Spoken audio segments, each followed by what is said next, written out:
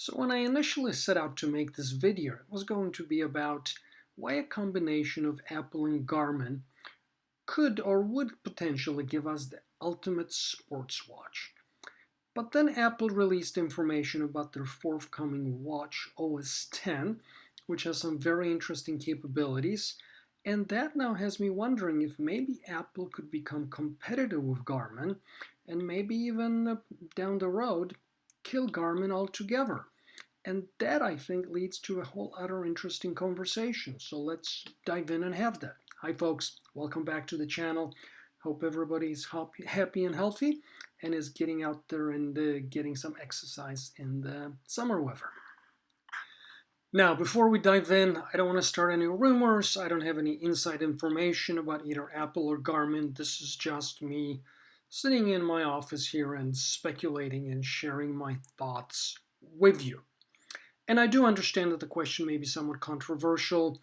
Some of you may love it, others may spit at you morning coffee or whatever you're drinking when you're watching this, but hear me out, because I think there are interesting things here to discuss. And so for starters, I personally have a list of 9 things that I need my sport watch to do. And we'll talk about down the road, hopefully, about the things that you would like to see on your watch. But my list has the following things in no particular order. First of all is accurate heart rate measurement for running, biking, swimming, weightlifting, and other sports activities. But I think these are the most challenging ones potentially.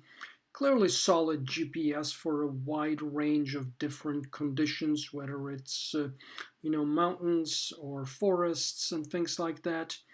Offline topo maps, which I think are clearly key to any navigation that you're going to do, and therefore also good navigation capabilities. Cellular LTE connectivity for calls and texts directly on the watch without having to use any phone. Easy to use phone and watch UI for configuring data screens for the watch. Battery that lasts maybe something like 7 days at least, including with GPS usage. Rugged case with buttons and a swipe screen. Phone app and a website with good analytics from an exercise perspective, and an app store with useful apps. Now, I understand that's a mouthful, but here is the thing. Right now, neither Apple nor Garmin provide all of these capabilities. And that includes the Apple Ultra and Garmin's high-end watches like the Epic 2 Pro and Phoenix 7 Pro. And so to get all of these capabilities today actually requires buying 2 different watches, which is both dorky and quite frankly expensive. I mean, who wants to run with an Apple Watch on one hand and sort of the Garmin watch on the other wrist? That would be silly.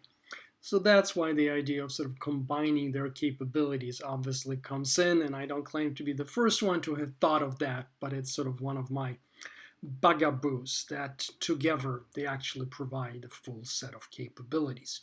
Now, I do appreciate that there is some overlap, that both have decent heart rate tracking, though Apple seems to have the upper hand right now. If we look at some of the reviews that have been done, Quantified Scientist in particular, who I think does a very nice job here if you guys aren't familiar with him, they both clearly have very solid GPS. But that's the end of it. I think it's pretty clear that they each have certain strengths that the other one doesn't. And in particular, Garmin clearly dominates when it comes to the topo maps, the offline ones, and navigation. Apple isn't even close right now. It will be interesting to see how close they come when they release Watch OS X. They've sort of hinted that they have some capabilities, but of course none of us have seen them yet, and therefore we don't really know how much they will offer in terms of navigation. And then Apple, of course, because they make phones, iPhones in particular, and because the Apple Watch at the end of the day is a miniature iPhone, obviously has cellular connectivity directly on the watch independent of the phone. And this, of course, goes back to the fact that these are Apple APIs. They're not going to make them available to either Garmin or anyone else, and therefore they have monopoly on it. Now, Garmin has dabbled in this area. If you think about the Forerunner 955, it actually has a cellular radio, but it only connects to the Garmin Rescue Center. I think the Venue 2 have a speaker and a mic, which leverages the phone, but there is no Garmin device right now that has both a cellular radio, a mic, and a speaker, and which therefore can be used in effect as a phone. Now there are other issues as well sort of to talk about here. Apple has a much cleaner UI but has limited functionality. Garmin lets you configure the watch screen in many more ways.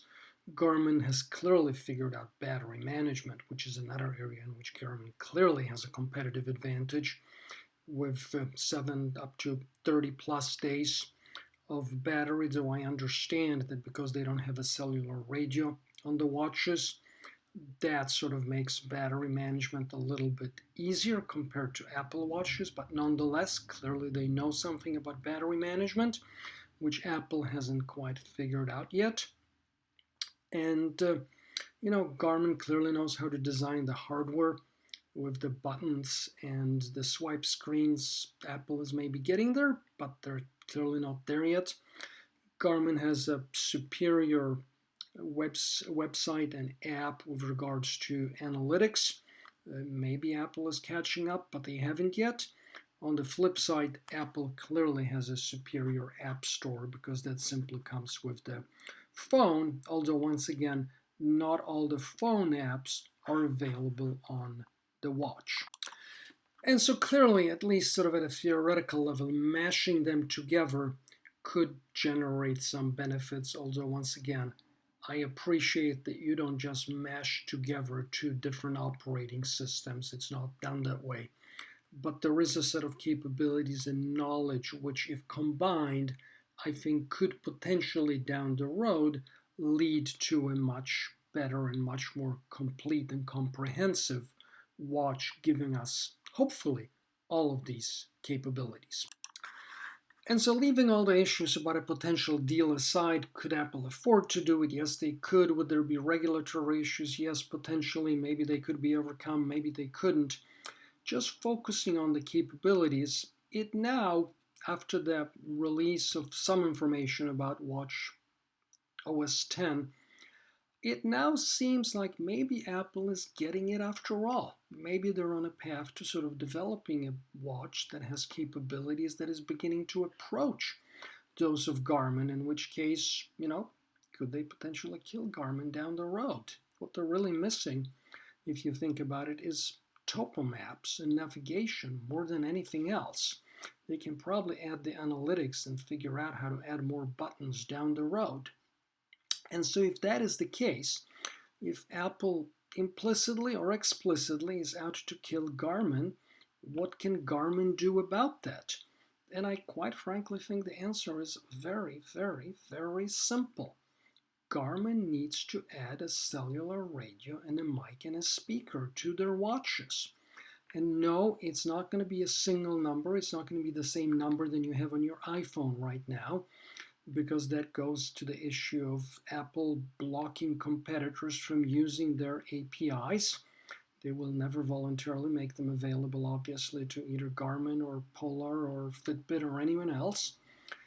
But the fact of the matter is that forwarding your iPhone to another phone number is actually pretty straightforward. So assuming most people like myself would want to do it when we're out exercising, you could forward it to the watch's phone number and then unforward it when you come back. And that will give you the connectivity that you need when you're out and about without having to carry your phone around when you go for a run sort of in the neighborhood on your regular trails. And so I don't really understand why Garmin hasn't done that yet. I sincerely hope they're working on it, because if they're not, then I actually think that Apple is on track to eat not only their lunch, but their breakfast and dinner too. And where is that going to leave Garmin once Apple has good navigation and good offline topo maps, which they've clearly shown an understanding of needing to have. So there you have it. That's my perspective. And now I want to hear from you. What do you think? Do you think that this announced addition to the capabilities of the Apple Watch are going to make Apple Watches competitive with Garmin watches? Would you switch from Garmin to Apple because of them? Are there any other capabilities that you're looking for? And what do you think that Garmin should do to stay competitive? You've heard my answer. What is your answer? So let us know in the comments below.